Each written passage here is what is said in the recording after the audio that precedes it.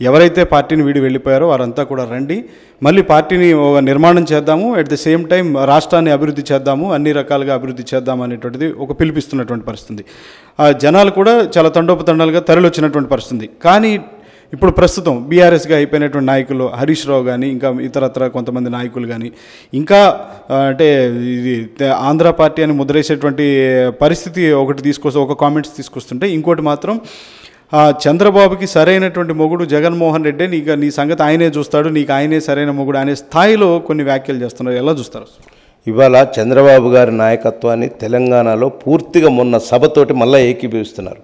చంద్రబాబు గారి గురించి ఎవరో కితాబు ఇయ్యనక్కర్లా. నిన్నగాక మొన్న ఐఎస్బీ సభలో జరిగినటువంటి వాళ్ళ డీని ఏం మాట్లాడాడో చూసాం మనం. విజనరీ నాయకుడు, ఎవరు చెప్పినా ఎవరు చెప్పకపోయినా హరీష్ రావు కూడా గుర్తుపెట్టుకో, వారి బావమరిది ఫ్లోర్ ఆఫ్ ది హౌస్ అసెంబ్లీలోనే చెప్పాడు, చంద్రబాబు నాయుడు గారు ఈ రాష్ట్రానికి ఘనత ఇది చేసిపోయాడు, వారికి ఇచ్చే ఇది మనం ఇవ్వాలని చెప్పి మీ బావమరిదే చెప్పాడు. కేసీఆర్ స్వయాన 2008 ఎన్నికల్లో చెప్పాడు, బ్రహ్మాండంగా ఆర్థిక వ్యవస్థను ముందు పెట్టాలన్నా గాడిలో పెట్టాలన్నా చంద్రబాబు నాయుడే విజనరీ నాయకుడు అని మీ నాయకులే తండ్రి కొడుకులు ఇద్దరు చెప్పారు కదా. ఇవాళ మీరు మళ్ళా అంటే తెలంగాణ పదాన్ని తీసేసినా కూడా ఇంకా మీకు సెంటిమెంట్ అంటుకుంటూనే ఉంది. సెంటిమెంట్ను ప్రజలు చూడాల. ఇవాళ బీఆర్ఎస్లో కూడా ఉన్నటువంటి నాయకత్వం కూడా ఆలోచిస్తుంది, అరే తెలంగాణ తెలుగుదేశం పార్టీని మనం అందరం వీడి వచ్చాం, దేనికి వచ్చాం, తెలంగాణ అనే సెంటిమెంట్ కోసం వచ్చాం. ఇవాళ అదే కేసీఆర్ కానీ ఆ పార్టీ కానీ తెలంగాణ సెంటిమెంటే లేదు, ఈడ అన్నీ ఫుల్ఫిల్ అయిపోయినాయి, ఇంకా లేదు భారతదేశంలో పడదాం అన్నప్పుడు అసలు మనం పేదవాళ్ళ పార్టీ, మనం ఎప్పటి నుంచో పెట్టించుకున్నటువంటి పార్టీ, ఈ పార్టీలో మన గౌరవం ఆ పార్టీ మా పార్టీలో ఉన్నంత గౌరవం ఇప్పుడు ఆ పార్టీలో లేదు. వాళ్ళకి కొంతమందికి గౌరవం లేక వెనకబడిపోయిన వాళ్ళు చాలామంది ఉన్నారు, సీనియర్ లీడర్లు.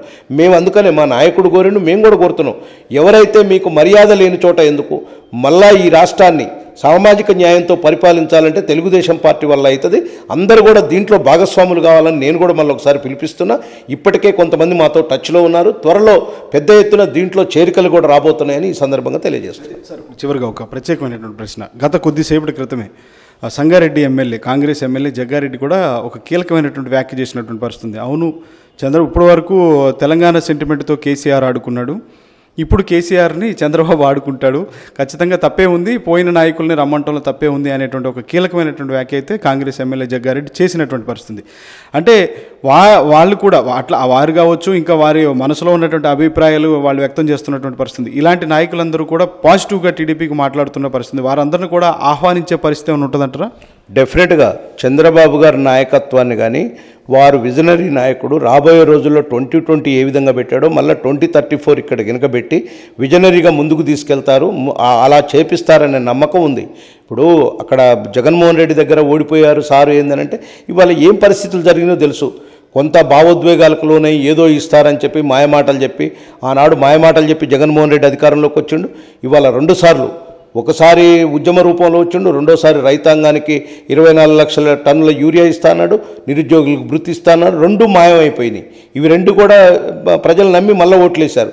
మూడోసారి వేయరు కాబట్టి ఏదో నేను భారత రాష్ట్ర సమితి అని పెట్టుకొని పోతున్నాను అన్నాడు. ప్రజలు ఇవాళ తెలంగాణ ప్రజలు ఒక్కటే చూస్తున్నారు, చంద్రబాబు గారు ఎక్కడ వారి పార్టీ ఉంటే, తెలుగుదేశం పార్టీ ఉంటే వారి ద్వారా విజన్ వస్తుంది, మాకు డెవలప్మెంట్ వస్తుంది. ఇవాళ అదే చంద్రబాబు నాయుడు గారు విజన్ గురించే మాట్లాడారు. నేను గతంలో 17 సంవత్సరాలు అభివృద్ధి చేశా, ఈ రకంగా చేశా, రాబోయే రోజుల్లో కూడా దీన్ని డెవలప్మెంట్ చేస్తారు. రాజకీయంగా వారు ఏం మాట్లాడాల, రాజకీయంగా మాట్లాడాలంటే మీకు చాలా ఉన్నాయి కదా, నిరుద్యోగ సమస్య ఎటుపోయింది, ఇవన్నీ ఉన్నాయి కదా. ఇంకోటి, మంత్రులు పిచ్చిగా మాట్లాడుతున్నారు, మీరు చదువు ఉండి మాట్లాడుతున్నారు, చదువు లేక మాట్లాడుతున్నారు. మీ దాంట్లో చాలామంది మాట్లాడారు. కరోనా వ్యాక్సిన్ చంద్రబాబు నాయుడు గారు కనిపెట్టిండ్రు అని అంట్లా, తెలుగుదేశం పార్టీ కనిపెట్టింది అంట్లా. మేము ఆ రోజు వేసిన బీజాలు ఏదైతే బయోడైవర్సిటీస్ కానీ లేకపోతే జియామ్ ర్యాలీ కానీ ఆ రోజు మేము ఏదైతే చేశామో అది ఈనాడు ప్రపంచంలో వచ్చిన ఒక విపత్తుకి ఒక పరిశోధన చేయడానికి పనికొచ్చింది. అది ముందు చూపు. మేము ఈ రోగం వస్తుందని మేము తెలుగుదేశం పార్టీ కాదు ఎవరు అనుకోలే, రాబోయే రోజుల్లో ఇంకేం రోగాలు వస్తాయి, కానీ వీటన్నిటిని పరిశోధన చేయడానికి ఒక ముందు జాగ్రత్తగా మేము దాన్ని స్థాపించాం, ఒక యూనిట్ని స్థాపించాం. అక్కడ బయోడైవర్సిటీ దాంట్లో అన్ని బయోలాజికల్గా అన్ని చేయడానికి, అన్ని పరిశోధనలు చేయడానికి మేము స్థాపించిన దాంట్లో అక్కడ ఇది ఏదైతే రిజల్ట్ వచ్చిందో దాన్ని మేము అభివృద్ధి కార్యక్రమంలో భాగంగా దాన్ని ఓన్ చేసుకున్నాం. దానికి పిచ్చిగా చంద్రబాబు నాయుడు వ్యాక్సిన్ కనిపెట్టిండా, అది అంటే చదువుకున్న ప్రజలంతా తెలంగాణ సమాజం అంతా చూస్తుంది. ఏ నాయకుడైనా సరే తనను చేసిన డెవలప్మెంట్ మేము ఈ యాక్టివిటీ చేయటం వల్ల ఇవాళ ఐటీ కానీ సైబర్ సిటీ మీరే చెప్తున్నారు కదా, తెలంగాణ రాష్ట్ర సమితి నాయకులే చెప్తున్నారు కదా, ఇవాళ హైటెక్ సిటీని తీసుకొచ్చి సైబర్ సిటీ నిర్మించినటువంటి ఘనత చంద్రబాబు నాయుడుది. ఇవాళ చంద్రబాబు నాయుడు గారు ఆ హైటెక్ సిటీ నిర్మించడం వల్లనే, ఐటీ కంపెనీలు రావటం వల్లనే ఈ హైదరాబాద్ యొక్క ఫైనాన్షియల్ స్టేటస్ ఏముందో తెలుసు మనకి. ఐటీ కంపెనీ గ్రోత్ ఇవాళ దేశంలోనే మొట్టమొదటిగా ఎందుకుందో కూడా మీకు అందరికీ తెలుసు. దీనికి పునాది వేసింది చంద్రబాబు నాయుడు గారు. దాని ఎకోసిస్టాన్ని మీరు రన్ చేస్తున్నందుకు కూడా వారు సంతోషపడుతున్నారు. వ్యవసాయంలో కూడా మీరు సాయం చేస్తున్నారని చెప్పారు కానీ ఇంకా చేయాలి. ఏదైతే సంక్షేమ పథకాలు, ఏదైతే రాష్ట్ర అభివృద్ధి పెరుగుతుందో ఆ సంక్షేమ పథకాలకి వ్యవసాయదారులకు కూడా ఇవ్వాలా, ఎంఎస్పి ప్రైస్ వచ్చేటట్టు కూడా ప్రభుత్వాలన్నీ కూడా ఒక రకమైనటువంటి ఇది చేయాలని చెప్పారు.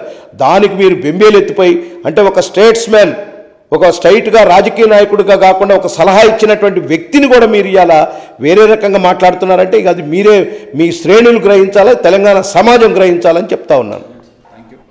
మొత్తంగా చూసినట్లయితే మాత్రం ఖచ్చితంగా తెలంగాణ ప్రాంతంలో మాత్రం తెలుగుదేశం పార్టీ పూర్వ వైభవం తెలుగుదేశం పార్టీకి రాబోతుంది. ఖచ్చితంగా పార్టీని వీడినటువంటి ప్రధానమైనటువంటి నాయకులంతా ఎవరైతే ఉన్నారో వారంతా కూడా టచ్లోనే ఉన్నారు. వారంతా త్వరలోనే తెలుగుదేశం పార్టీలోకి రాబోతున్నారు అనేటువంటి ధీమాన్ని కూడా దుర్గాప్రసాద్ వ్యక్తం చేస్తున్నారు. ఇది దుర్గాప్రసాద్ గారితో ఫేస్ టు ఫేస్.